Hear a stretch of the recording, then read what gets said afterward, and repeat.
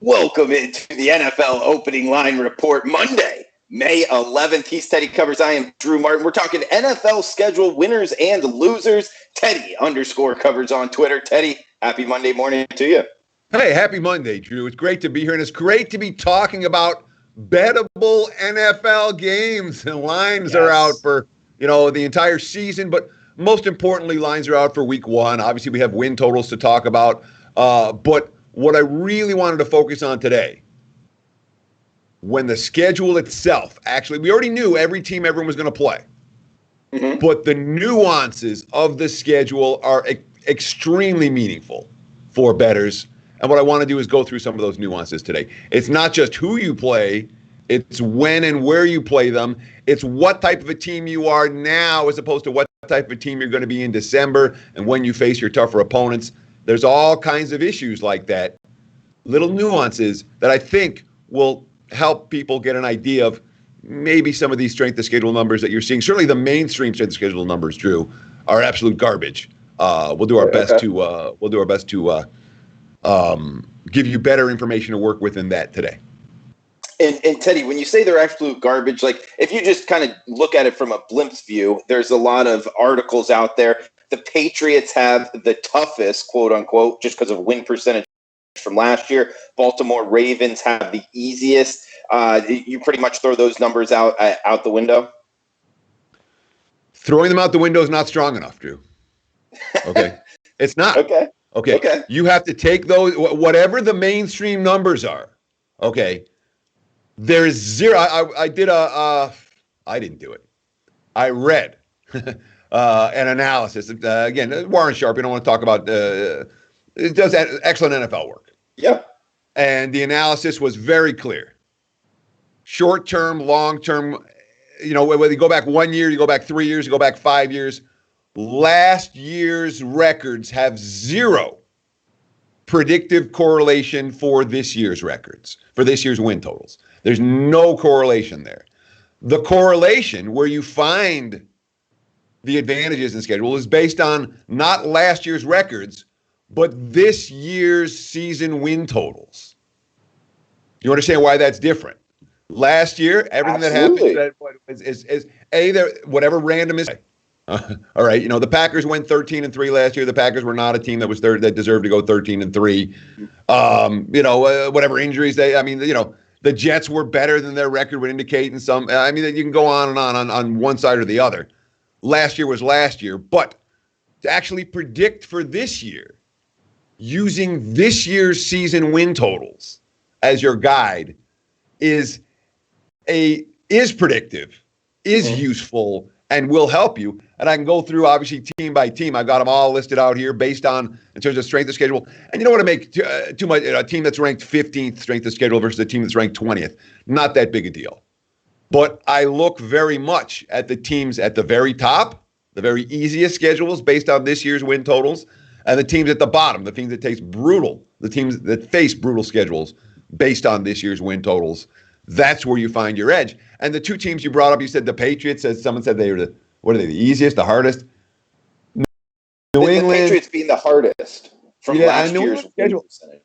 It's harder than it's been, but it's not the hardest. I have them in the bottom quartile, the toughest quartile, but near the bottom of that quartile. And on the other strength of that, who do you have as the easiest? Baltimore Ravens. Yeah. So you make a case that from a pure strength of schedule standpoint, Baltimore, I have them as, I think, the 50th easiest schedule, which means in the top. We're talking about New England still in the bottom quartile, Baltimore still in the top quartile. But there are there's a lot of nuance to the Ravens schedule that makes it even easier. But again, based just on season win totals, they're bottom five. They're not the single easiest. Well, Teddy, how do we? I definitely get what you're saying, and off of the win totals, the better way to go. I love what you said there. It makes total sense. Where do you want to start in terms of breaking each team down? Arizona. Okay, Arizona Cardinals. I mean, they're a fascinating handicap in themselves from a totals perspective, from a win-loss perspective, season win totals. I think the Arizona Cardinals are as fascinating as any NFL team out there. What are you seeing off of their schedule? So their schedule makes it even more fascinating. Okay. And it really does. Let me just pull it up real quick, and I apologize. I had it open and I X'd out of it for some reason. I had all the schedules open, but I had with Arizona in particular. Okay, when you talk about the off season that they had, all right, there aren't many teams that ace the off season better than Arizona. They improved offensively, they improved defensively, they didn't lose any key piece of their coaching staff, returning quarterback. Arizona had a really good offseason prior to the release of the schedule. The schedule comes out. And you say, oh, you open up at San Francisco. That's tough. Well, you have a young team with a bunch of new pieces that's talented. What do you want early, Drew? You want teams you can beat. Yes. You want to get some confidence. Yes. After they open at San Fran, at home against Washington, at home against Detroit, at Carolina, at the Jets. That's winnable. All very winnable. Okay. And if Arizona's all of a sudden 4-1 or even 3-2 at that point, that's a different team than the team that started out slow last year. So the fact that they have a lot of their easy games early, some teams you don't view that as a benefit. For a team like Arizona in particular, a young team, lots of new pieces, lots of potential. When you have a chance for a 4-1 start for a team like that, that can go a long way over the course of the entirety of the season. And of course, it toughens later on. But I viewed Arizona's schedule as being very favorable in that regard. And the one thing that I want to do real quick, Drew, and before we get into more teams, just in terms of the strength of schedule numbers. All right, NFC West, AFC West, AFC North. Those are the three toughest divisions based on this year's win totals. Would you agree with that? NFC West, AFC West, AFC North. Yeah, I mean, yes, I would. Short answer. The weakest divisions, AFC East. AFC East, yep. AFC South. Okay. NFC East. Yeah, I would. Okay, so that's based on this year's season win totals. So what we're doing with all of these teams, we're paying attention. Who are your division mates? And the NFC West faces, the AFC East and the NFC East. Okay? Ooh, okay. So they get two of the weeks in their, two of the weaker divisions in their schedule. And then, of course, they play the other NFC West teams. But the fact that their two divisions both come against, quote unquote, the weaker divisions, AFC East and NFC East, in my mind, for the entire division, that makes me less likely to bet them under the total. There's one team in the division I'm looking at betting under, and that may be Seattle's the team on my short list for in the NFC West that I'm looking at under. But the fact that they play AFC East and NFC East, two of the weaker divisions, probably makes me less likely to get involved with a Seahawks under. Or if I do get involved with the Seahawks under, it'll be a smaller wager. That's not going to be a big ticket size wager because the schedule is so easy. So for Arizona, this works out very well when it comes to that early schedule. And again, we'll go through team by team, or most of these teams. I know it's tough for everyone. There's lots of teams, I shouldn't say lots, but half the teams look at the schedule and say, okay, that's what the schedule is. Right. But there's a good half of them that you're like, yeah, okay, stand out. This stands out. That stands out. And that's what we want to talk about today. So Arizona stands out, absolutely. Mm-hmm. As being a schedule that works well early, that makes me more likely to bet Arizona over the win total. And in terms of futures on Arizona, that early schedule, if you want to take a shot on division or a conference or something like that, more likely to make a bet like that, given their schedule, than I would have before the schedule came out. Okay, that makes total sense. So Arizona, a good team to start. Should we stay in the NFC West, and you got another team there, or no? Just ABC order? I mean, honestly, I took my notes in alphabetical order today. So okay, let's do that. Yeah, and for Atlanta's a great team to talk about. Are they next? Okay. Let's do it. They make sense. It is an A. So Atlanta is a team that initially, going into the offseason, I'm like, man, there's hope for the Falcons. I'm very interested in the Falcons. I think they might be underrated. 2 years in a row, we've seen Atlanta be a dead team going in December, and 2 years in a row, they played hard for Dan Quinn and saved his job down the stretch. I view that as a positive, not as a negative. Mm-hmm. And then you start looking at that Falcons schedule. All right. After the bye, all right, this is the back half of the schedule. They get New Orleans twice. They get Tampa twice. They get Kansas City. They get at the Chargers and Vegas. So their last 7 games, they'll be dogs in at least 5 of them, maybe 6. That's not what I want for a team that has a coach on the hot seat already and pulled something out of their ass each of the last 2 years to save his job and play well in December. This year, their December schedule is brutal. So initially, Atlanta over 7.5 wins. Yeah, that intrigued me. You look at how the schedule itself plays out, and the way that schedule closes, and all of a sudden the Falcons over 7.5, not quite as excited about that bet as I was prior to the schedule release. Okay, and just to kind of play devil's advocate here, you say two games against the Saints, 2 games against the Bucs towards the end, and factoring that in as a negative in the scheduling. Anything with the 2 aging quarterbacks, Drew Brees, Tom Brady, and being towards the end of the season that might be a positive for the Falcons in your view? It might be, but on paper, again, right now, all we can do is look on paper, and we say, Tampa's an elite team on paper. New Orleans is an elite team on paper. When you're facing 4 of those games plus Kansas City over the last 7 weeks of the season, it's a tough closing stretch, even if Breeze and or Brady are not at 100% by that stage of the campaign. Makes total sense. Guys, we're going in ABC order. Down the NFL winners and losers of the schedule. He's Teddy Covers at Teddy_Covers on Twitter. NFL season over-under win report, sportsmemo.com. Best in the business at it for decades now, hitting at a high rate, winning percentage. What's the next team up, alphabetical order, Teddy? So I have something here on Buffalo that I wanted to talk about. That's worth noting. All right, the Bills have largely been a national TV afterthought. Right. For quite some time. Since the Super Bowl era. The last 25 years or whatever it is. This year, when we look at the Bills, and particularly down the stretch, all of a sudden Buffalo's got the high profile. They play Kansas City on Thursday Night Football. They play at San Fran on Monday Night Football. They play at New England on Monday Night Football. Now, they're all tough games, but they're getting TV games, in December. 2 Monday Night Football appearances in December, and that's something that tells me, and they have a Sunday Night Football as well. They have the Steelers on Sunday night during that in December. So San Fran, Pittsburgh, New England, all national TV games in December.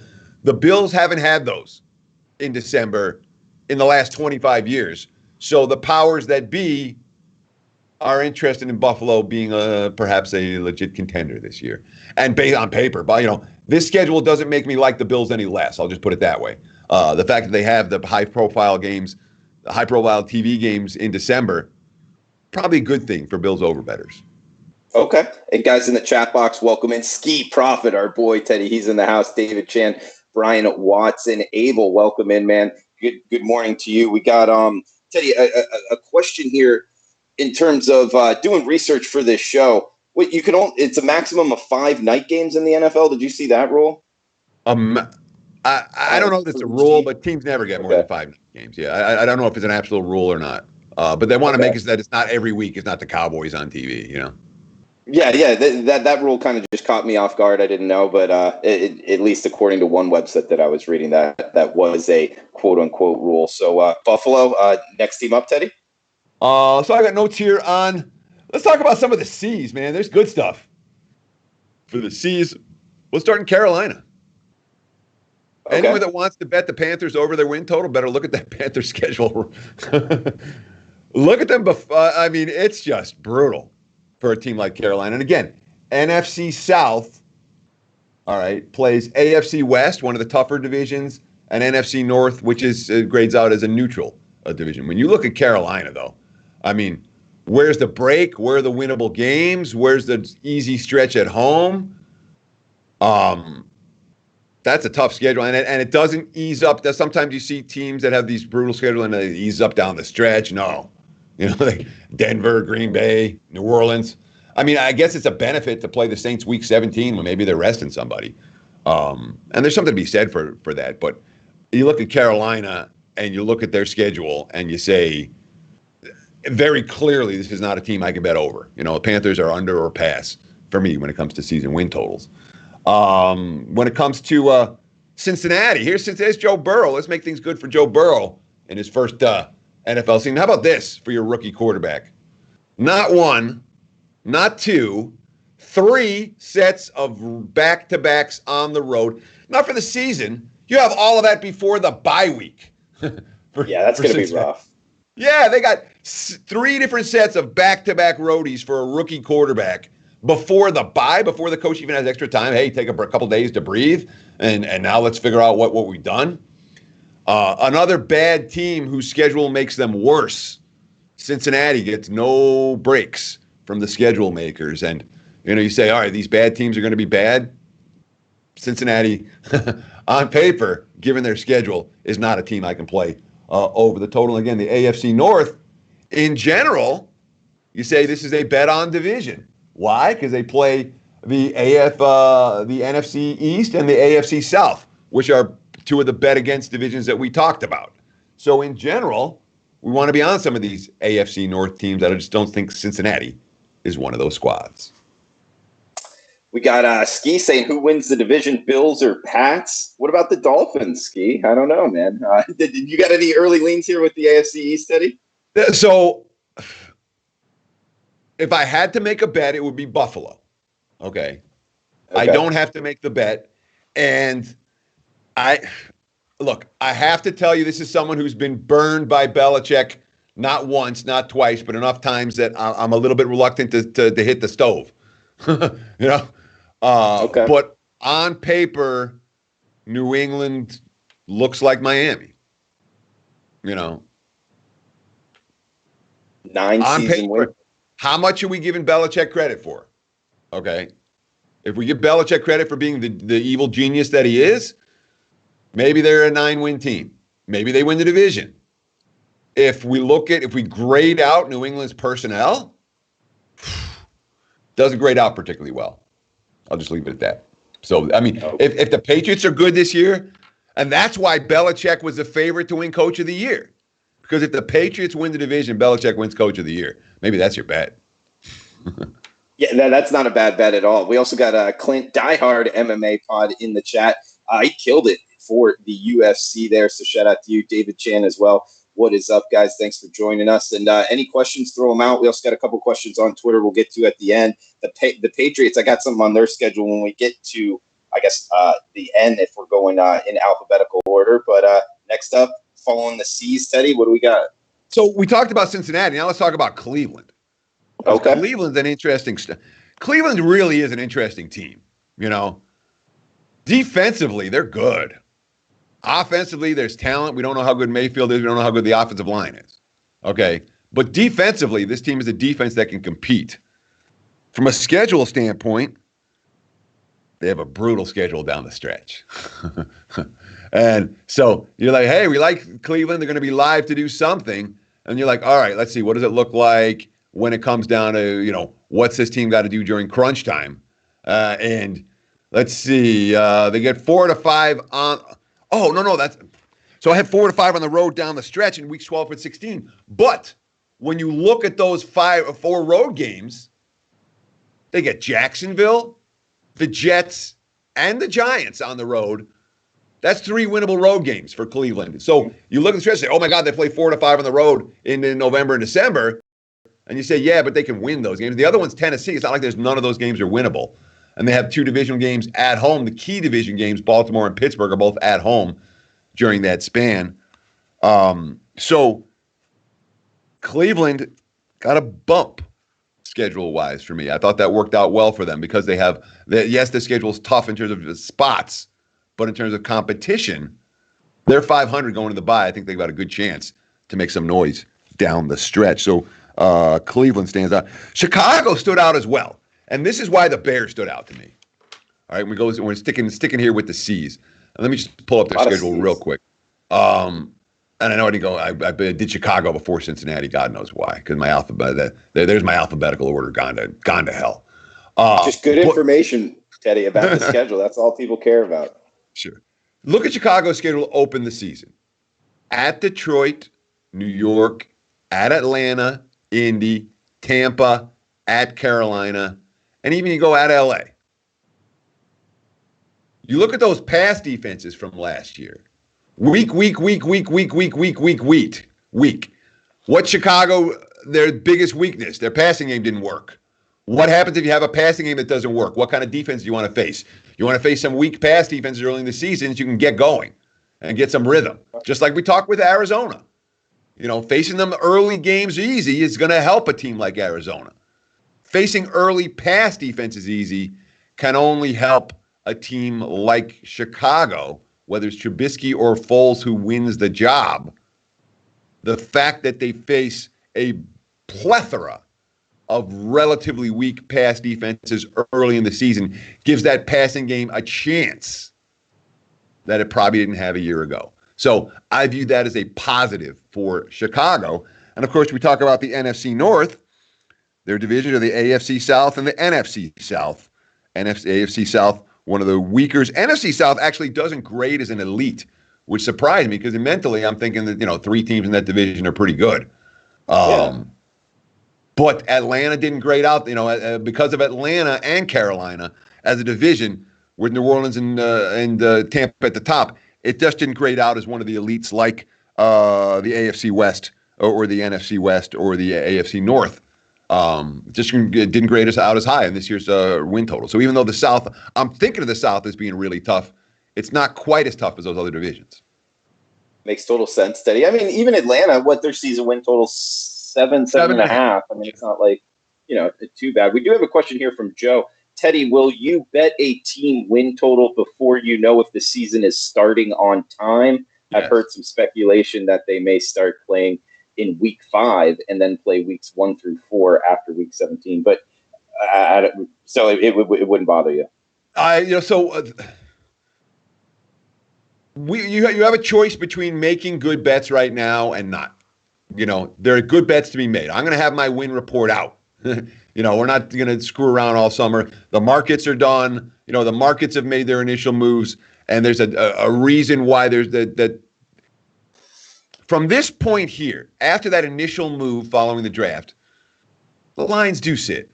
I'm not saying they get stale, but the action on both the over-unders, the win totals, and week 1, you have an initial flurry, and then it's slow and steady for quite some time. All that said, when it comes to these particular bets, whether it's win totals, whether it's week 1, whether it's week 2, whether it's week 5, wherever you find something, I'll start with this. I do think there's going to be an NFL season. Of all the sports, I'm most confident that the NFL is going to come back in some way, shape, or form. Number 2 is that with when you see these bets and they're good now, I feel like as long as you have the bankroll, you make the good bets now. And if the season gets canceled, if the NFL gets postponed, if it is what it is, you'll get your money refunded. You're not going to lose it, but it'll come back around. But these are bets that may not be there a month or 2 from now. So that's why I have urgency. That's why I'm putting out stuff this week. And that's why I wouldn't, as long as you have the bankroll to withstand, if you only have enough money to make one bet, I wouldn't say make it on an NFL game, Okay. But if you have enough bankroll to put some money away in the NFL, you can find positive expectations right now. And I would encourage you to do it. Whether the season gets played or not, we don't know. Whether week 1 gets played or not, we don't know. The thing I've heard, week 1 and 2 is division games. Week 3 and 4, there are no NFL and there are no division games at all. So if the league has to cancel weeks, it's going to be weeks 3 and 4. Flat out, they're going to get canceled. If the season goes late, we'll start week 5, and then we may have they were talking about a 14-game campaign where weeks 1 and 2 will be played after week 17, and we just skip weeks 3 and 4 entirely. If that's the case, all the season win bets will get refunded, and nothing good will happen at all of this work. But right now, we have to assume and act accordingly like we're going to have football in the fall. Because if you don't, A, you're going to be behind, and B, you start feeling hopeless about things, and that's not the way to go. One of those situations where, you just got to play with the cards you have, man. I mean, if they cancel it, we're going to have more problems than betting on NFL if that's the case. This is the truth: is that if the NFL season is canceled, that's the least of our problems. Yeah, we're going to have more problems. That's the honest truth on that. Yeah, I'm with you on that. So we got I guess any more C's here, Teddy? Or can we move on to I the did Detroit Bills, Lions? Carolina, Chicago, Cincinnati, Cleveland. Let's talk about Dallas. Dallas, okay. Dallas, schedule-wise. Again, I want to pay attention to the teams that are on TV all the time, okay? Because the league has a vested interest in making sure those teams don't lose a bunch of games early. And they tend to win a bunch of coin flips early. Some more coin flips than their fair share. Dallas has a grand total of 5 1 o'clock Eastern time starts all year. They have 11 4 o'clock starts or Sunday night starts or Thursday. The point is Dallas is going to get a lot of media attention this year. Even if you don't like the Cowboys, and I don't like the Cowboys, I'm not convinced I'm going to bet them under the total. There's a big spotlight. But that's as few 1 p.m. start times you'll ever see for a team that's not a West Coast team. Sometimes the West Coast teams will play a bunch of, even the West Coast teams play a handful of. Let's put it this way. We'll talk about Vegas in a minute. Dallas in the A and the NFC East has fewer 1 o'clock Eastern start times than the Las Vegas Raiders out of the AFC West do. The NFL always finds a way to screw the Raiders. They did again this year. I thought they were wanting to prop the Raiders up because they did give them a bunch of primetime games, but not that helps them win games. It's just they're putting them a little bit. The Vegas effect was, at least I felt it. We'll get to the Raiders when we get to the Raiders. We got the D's to the Dallas Let's Cowboys. Talk Detroit. Yeah, Detroit Lions. Detroit. Let me pull up their schedule real quick because Detroit. I can't think of a team that I can remember in recent history whose week 1 game is more meaningful than the Lions. All right, Lions have week 1 against the Bears. They're short favorite. They're like 1.5 point favorites. Or they were last night. I didn't look at those this morning. But they were 1.5 point favorites. I'm looking at week 2. Idiot. Penny's at 2.5 right now. Everyone else is at 1.5, which tells you what you want to know. That week 1 game against Chicago. Again, this is a Lions team with a coach who's on the hot seat. Okay. Patricia doesn't come back. GM's on the hot seat. They got to win this year. They open at home against Detroit. Next 4 after that, at Green Bay, at Arizona, home versus New Orleans, then another back-to-back on the road, then home against Indy, then Minnesota. I mean, it eases up a little bit down the stretch. For sure it eases up. They don't have all the road games. But that week 1 game for the Lions, if they lose to the Bears and then they got the Packers, Arizona, and New Orleans, the next 3, and they're, now they're 0-4. And now it's rebuild mode, and Patricia's on the. I mean, the Lions' schedule. That number 1, it makes me want to bet on them week 1 against Chicago because literally, if they lose that, they're dead. Okay. So the importance of that game is real. But number 2, it's one of those deals where if things start to go south for Detroit, it's going to go south ugly. And that is certainly a concern for me in that regard. NFC North, again, they face the AFC South, which is a bet against division, and the NFC South, which is neutral as a group. But it makes me look towards the Lions under everything you're saying here. I mean, just because of the snowball effect, and then it just gets to a point where they won't be able to get out. The Detroit, like Atlanta, with a team, I'm like, there's some hope. There's some hope. They got to when you have a team with a good quarterback, there's some hope. Okay, and Stafford is good, and Ryan is good. You say this, but the more you look at the schedule, the less excited you are about either of those 2 teams having a good season. Okay, Teddy. So is that it for the D's? Can we move on to? Let's talk some Packers. Next NFL. Green Bay. All right, all the way to the G's. Here we go. Well, there's no teams between D's and G's in the NFL unless you're going to make up the England. We could get there one day, but yeah. Yeah, exactly. So the Packers, we talked about the Packers that achieved last year. They won all the 1-score games. Things broke right in a lot of different ways for Green Bay. Well, guess what? Potential exists again for things to break right in a lot of ways for Green Bay. Look at their schedule down the stretch. All right. Chicago at home, Philly at home, at Detroit, Carolina at home, Tennessee at home, at Soldier Field in the finale. So even if they struggle early, very easy to picture a 5-1, 6-0, 4-2 if things go wrong finish for Green Bay. A team that I was looking to bet under, that the weakness of their late season schedule makes me less likely to do that. Okay.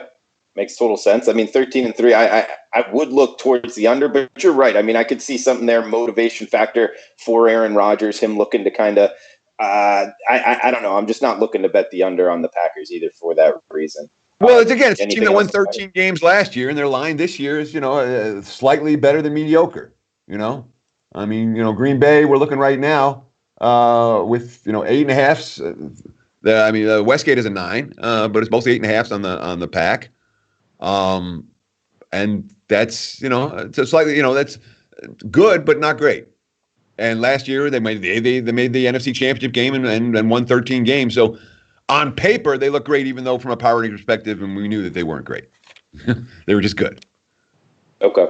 Guys, we're about halfway through here on the opening line report each and every Monday here on the WagerTalk YouTube channel, at Teddy_covers on Twitter, at Drew Martin Betts. Feel free to throw out any questions in the chat box on Twitter, and we'll answer them here at the end. Teddy, what's the next team up? And we're more than halfway. I had more notes on early teams than I do on late teams, for what it's worth. Okay.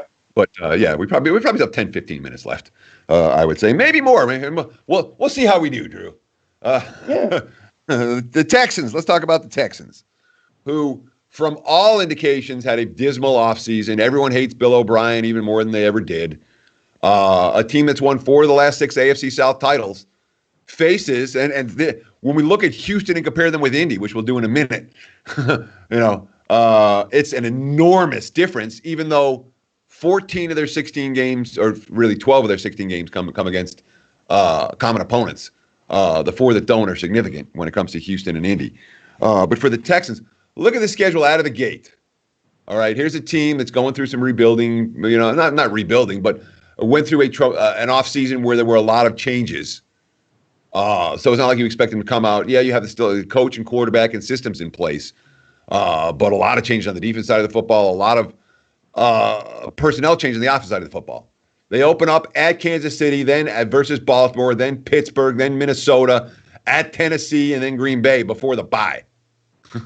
6 of their first 7 games are tough. That is not a bet on schedule for Houston coming out of the gate. And again, you talk about that start to the season. They go into the bye 2-5, and how secure is O'Brien's job? We all hate O'Brien. We all know that he's a clown, but I'm not sure how that ownership does, being that he's and he's got a good quarterback. Yeah. What? He's got a heck of a good quarterback that solves a lot of problems. Sure, it's a Russell Wilson. When you got a quarterback that wins games by himself, it makes all your coaches look a whole lot smarter. Exactly. All that said, that opener for Houston, that opening salvo before the bye is brutal. I cannot bet the Texans over, despite the market's devaluation. Again, we talk about Green Bay and Houston. The markets have been basically giving, both these teams the bird the whole offseason. Really, bet against. And schedule-wise, now the schedule came out, you're like, yeah. Certainly for the Texans. Not so much for the Packers. So let's talk about, and just real quick, let me bring that in with Indy, because with Houston, all right, they play, so 12 of the 16 games are the same. The AFC South playing NFC North and AFC North. Okay? But Houston plays 2 games against the Colts, and the Colts play 2 games against the Texans, so that's 2 differences. The other 2 games that are different, Houston won the division last year. They get to play Kansas City and New England. Indy did not win the division last year. They were the 3rd place team. They get to play the Jets and the Raiders. Okay. Big difference. That's a big difference. Playing KC and New England versus the Jets and the Raiders. From a strength of schedule standpoint, you can understand why Indy is one of the weakest in the NFL. And again, you face the AFC North as well. Which is one of the tougher, but it's not the Colts schedule is a not good notch or 2 weaker than the Texans schedule, even though they're comparable. They're not that comparable. That's why Indy's getting a whole lot of love and Houston maybe not so much. All right, Teddy. Next team, Miami Dolphins. We got somebody in between here. So there was with Miami. There was like schedule wise. Did anything stand out to you? There wasn't anything that stood out to me on Miami. I'm like, yeah, I really want to talk about this. This changed my opinion about the Dolphins. I was thinking about betting them under, but now I'm not gonna. I was thinking about betting them over. It's just a schedule. Yeah, I don't think it's too much one. Maybe a little positive, just because not too many issues there. I mean, the Raiders day after Christmas is that something that it was intriguing to me as an interesting game, a fun one to watch, but nothing strength of schedule wise. Sure, from a scheduling standpoint, a lot of times I'm looking for games in groups. How do the games group out? Do you have a particularly tough stretch here that leaves the rest of your schedule super easy? Do you have a stretch where you're early in the season or late in the season that could really help or hinder your chances in any one given game? I mean,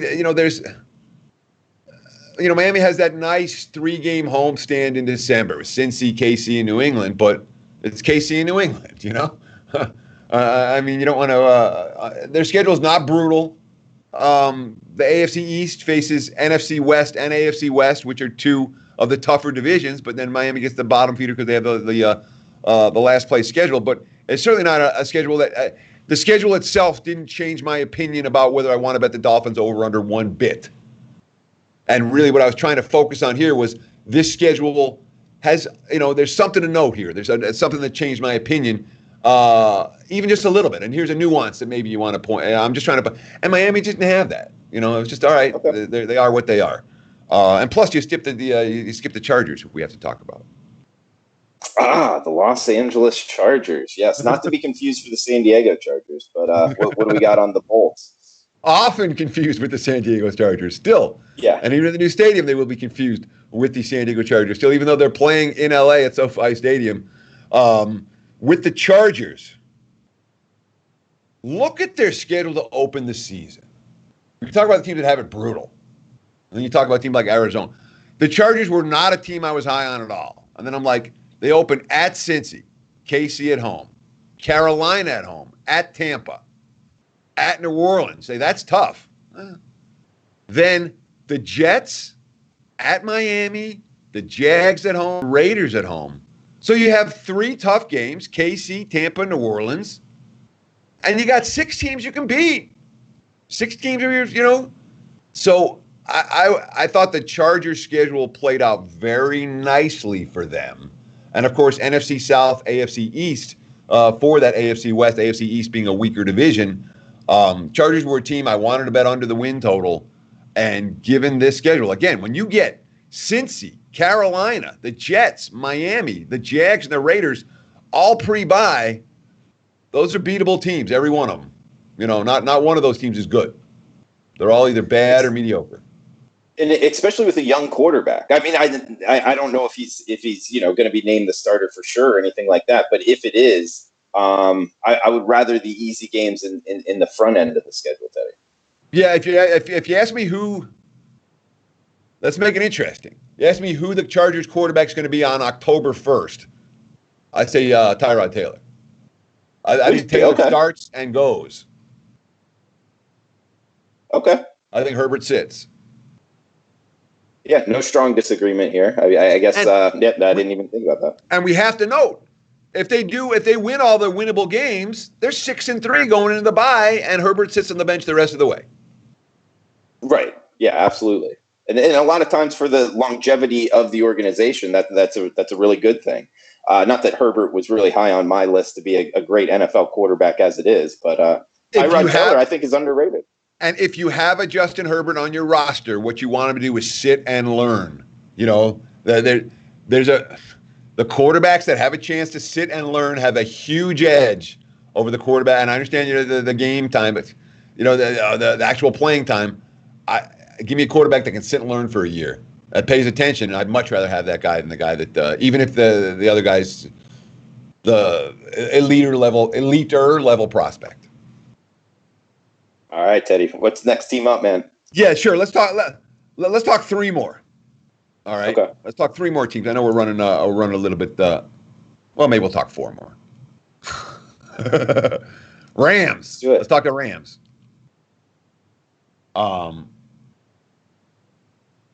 And LA's a team. The markets are down in LA. On all the teams the markets have kind of been spitting on, I think there's hope for the Rams. I do. I think their defense is better than it was last. They lost a bunch of big names. You look at what they brought in. You know, this is a team that is being devalued in the markets right now. And I'm like, yeah, maybe let's find something good to bet get on the Rams. Look at their schedule after the bye. At home against Seattle, at Tampa, San Fran at home, at Arizona, New England. They got Seattle and Arizona again down the stretch. That's a tough slate. It really is for the Rams. I may still get there with LA over. You know, I'll tell you this: I'm not betting Rams under. And again, when we look at those the schedule, the NFC West teams have that edge: AFC East and NFC East, which are two of the three weakest divisions based on this year's win total. So I do think there are some things to like about the Rams. That post-bye schedule concerns me significantly.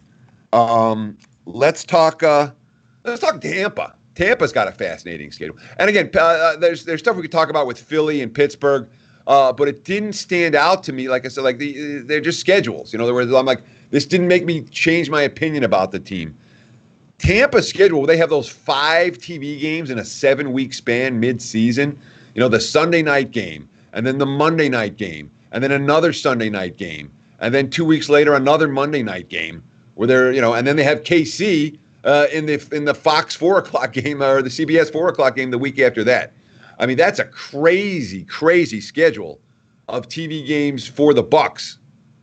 And then they get their bye, and then Minnesota at home, at Atlanta, at Detroit, Atlanta at home. That closeout for the Bucs, the 4 December games. You can make a strong case they go 4-0 there. So even if Tampa gets beat up a little bit early, if you want to bet futures on the Bucs, you've already missed it. All right? Wait until after that brutal stretch in November. Maybe they're a 500 team after they play the Chiefs. And then you look at the last, you get a much better price on Tampa then than you will right now. If you want to bet the Bucs futures, pray they get blown out by KC before the bye. You know, that's your best case scenario. And the last 4 games, very reasonable to go 4-0 during that stretch. And your price on the Bucs will be much better then than it is now, potentially. But right now, you know, in terms of betting Tampa, there's not endless value. And you could see all those TV games coming with Tom Brady heading to Tampa. We also got Prez in the chat box saying, guys, make sure to come back 3 p.m. Eastern, 12 o'clock noon right here. Teddy will be interviewing Lawrence Presman. So that should be a fun one. Teddy, take it easy on Prez. Yeah, so I should have promoted this off the top. I apologize. He asked me to promo from the top. Okay, this is going to be fun. All right. Me and Prez, what are we, frenemies? You know? I'm not going to take. I think you're friends, yeah. Yeah, we're friends. Me and Prez have been friends for many years. All that said, if I get a chance to embarrass him in front of everyone, you better believe I'm going to take that. It's going to be fun, and so help me, it's got to be funny. Today's going to be funny. So again, noon Pacific, 3 East Coast. Check it out. Me and Prez right here on the WagerTalk YouTube channel. Absolutely, right back here at 3 o'clock Eastern, guys, and also tomorrow, same time, 1 o'clock. Eastern time, we got the college football preview show, so we got that coming as well. A couple teams left here, guys. Appreciate everybody. You can smash the like button, the thumbs up button. That will help us out. So Teddy, what's next team up here? Let's do one more. This one, and again, this is a team that with a low win total, and a lot of times the teams with a lower win totals, you're like, all right, let's find a way to get over. Look at the Redskins and find me 6 wins on their schedule. Go. Dallas Cowboys twice. Let's give them 3-3 in division. Let's give Washington 3. I'm just going with their division. Okay. Let's go. Let's give them a split with everybody. Find me 3 more wins on their schedule. For the sake of good streaming TV here, Teddy, I don't have the schedule in front of me. So good. I'll run it through you. I'll run it through you. But NFC East plays AFC North and NFC West, two of the 3 tough divisions. All right. So we're going to give the Redskins 2 upsets and a win over the Giants at home in division. Their other games at Arizona, Bengals, at Cleveland, versus Baltimore, versus the Chargers, at Detroit, Bengals at home, at Pittsburgh, at San Fran. Oh, wait. Sorry. Yeah, at San Fran, Seattle at home, Carolina. Yeah, they could beat maybe at Detroit. They could beat maybe Cincy at home. They could beat Carolina.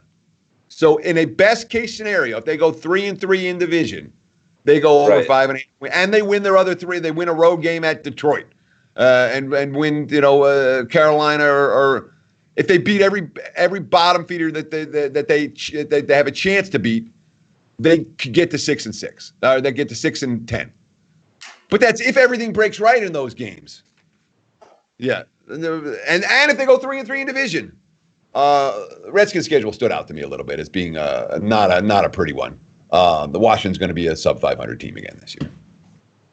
All right, Teddy, I like it. And that's the last one you wanted to bring up because I got a couple questions for you. Yeah, go. Okay. Interesting part of the scheduling, the stuff that I always look for, maybe even the most important here. About the San Francisco 49ers and the New England Patriots, 2 teams that we didn't really hit on. So I'll do first the San Francisco 49ers. They play at New York in weeks 2 and 3. And of course, New York, the 2 teams there, the Jets and the Giants. One, do you think they'll stay in New York for those? And how would you handicap those weeks and their full season right there? And I had notes on New England right here with what you're going to talk about with staying in LA. That's the next one. Skip past it. The Patriots will absolutely stay in LA. It's a huge edge for the Patriots to be able to stay in LA as opposed to having 2 West Coast trips versus 1. And they get 3 consecutive home games as well with that. So there's a big schedule boost for New England. For San Fran, we remember last year what they did. They opened week 1. Who'd they beat week 1? They had back-to-back. I remember week 2 was Cincinnati, and I had them week 1 as well. I had them in both those games. Was it Jacksonville maybe? Or Tampa? I don't know. I don't know. They opened in Florida, and they went up to – but the point is that Shanahan kept them back east for the week. And they came out the next week against Cincinnati, and that game was over in the first quarter. So benefit for the 49ers. I'm confident they'll stay east in back-to-back weeks when they play the Jets. So disadvantage for the Jets because they get them on the second week. Advantage for San Fran because they're already going to be there. And Teddy, the second one, the Patriots playing at Los Angeles in weeks 13 and 14 against the Chargers and Rams. As of the Rams one, the second one's actually on a Thursday night, so that's even more of a plus. I don't know if the Rams have a bye. The Rams have to travel to come back home for that game. Oh wow, that's going to be a sharp play. Arizona. It's not a big travel, but it's still a travel. So yeah, a big benefit for the Patriots, no question.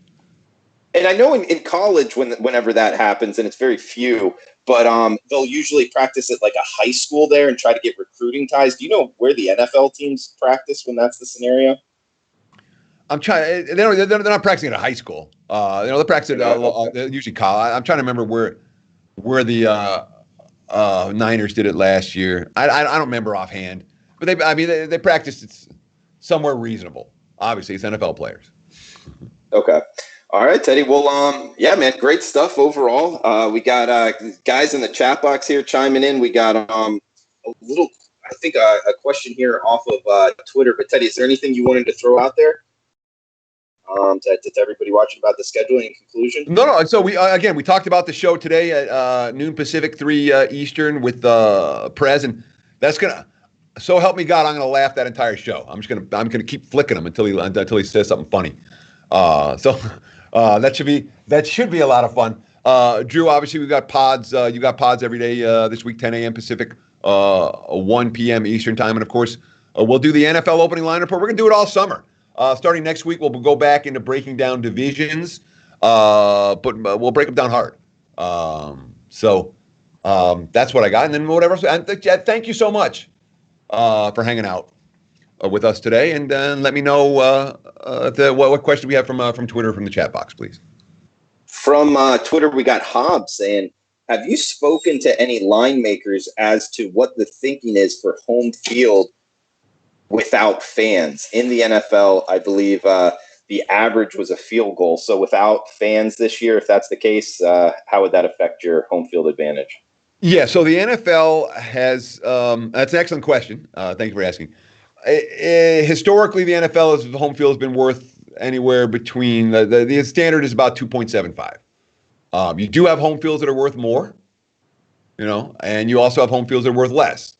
The Jags home field isn't necessarily worth as much as the Vikings home field, for example. So in talking with, I've talked with odds makers, talked with other bettors, and there's a fairly wide divergence of opinion about how much the home field is worth in the current era. Remember, the teams still have to travel, so there's still some negativity for the road team. You can't say the home field is worth nothing. It's still worth something. The question is how much. Yeah. And the thought process among many of the bettors that I've talked to are the teams with the biggest home field edges will be hurt more. The teams with the weaker home field edges, your Bengals of the world, will be hurt less because they didn't have as much of a home field edge to begin with. I'm not sure that I buy that argument. I'm going into the season mentally 1.5 points as my base number for what the home field is worth. I will adjust by team, and I will adjust consistently throughout the course of the season to try to get an accurate number. But mentally, I'm going in 1.5 points right now as what I'm going to use for a home field across the board week one, and then I'll adjust, a point, a half point here, a half point there based on whatever nuances I find. All right, Teddy, let's finish it with this one. Last question here. Connor bringing up the Jags in the chat box. Jags, for the first time since 2012, will have all their home games at home with no international games this year in the NFL due to the pandemic. Do you think that actually helps Jackson betting on them? No. Jacksonville's got a bad team. Jacksonville doesn't have a great home field edge. And I thought they had the fact that they go to London every year and other teams don't. Some years that's giving them an edge. But again, you look at the home games for the Jags, and again, you're like just showing what the ticket prices are. You can get there's not a single home game for the Jags right now that's priced with tickets higher than you can get tickets for $50 or less for all of them. It's not a huge home field advantage. Yeah, I know from personal experience, Teddy, if the pandemic kind of secedes and you're allowed to go to NFL games, don't buy the tickets to the Jags games because you can get them for free outside with the radio stations. Yeah. If you're paying any more than $10 for a Jags game, I would advise you not to. Yeah. So the fact that they don't play a London game this year, that doesn't make me like Jacksonville anymore. I'm not high on the Jags. All right, Teddy. Hey, awesome show, man. And thanks to everybody in the chat box. It was live.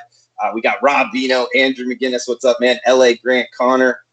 Thanks to everybody out there. Roger Long, Abel as well. Ski Prophet, our boys. So for Teddy Covers, I am Drew Martin. Guys, thanks for tuning in. Be back 3 o'clock Eastern time. Teddy and Prez. It's going to be a fun one. Best of luck with your bets. And remember to wash your hands, guys. Best of luck.